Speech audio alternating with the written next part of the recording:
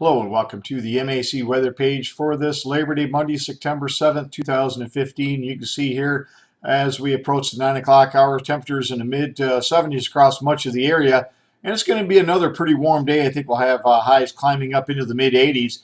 But with the cold front starting to lean towards the area, I think we increase our chance for showers and thunderstorms this afternoon, but especially for tonight into Tuesday night. And I think that's when the bulk of the rainfall will fall. We get low pressure systems that'll move up a front, and it's going to bring us quite a bit of rainfall as we got very juicy, moist air out ahead of that front.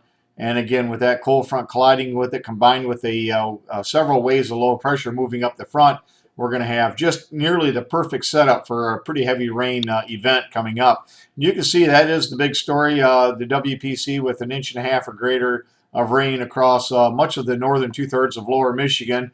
And I think even amounts down to the south may be pretty heavy as well. With you can see they've increased the area from yesterday over southeast lower Michigan. Would not be surprised to see that increase a little bit more. Again, this is going to be a pretty wet system. You can see on the College DuPage radar system they got, you can see the activity this morning dissipating as it moves into the area, and that's expected. Meanwhile, oops, let's slide this back here if we can. Meanwhile, you can see some new development across southern Lake Michigan. But more importantly, later on today, as that wave begins to move closer and closer to the Great Lakes and the cold front gets a little closer, I think we're going to have a much better chance of new development then.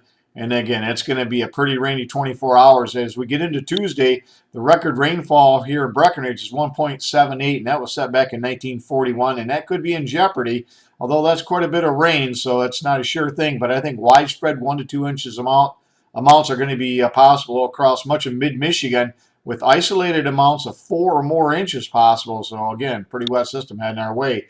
And you can see by Tuesday that front slowly leans into the area, and we're going to continue to see weaker or stronger areas of low pressure move along that front, keeping it nearly stationary. And any place that gets under a pretty good training event of rain could really pile up some pretty big numbers here over the next 48 hours.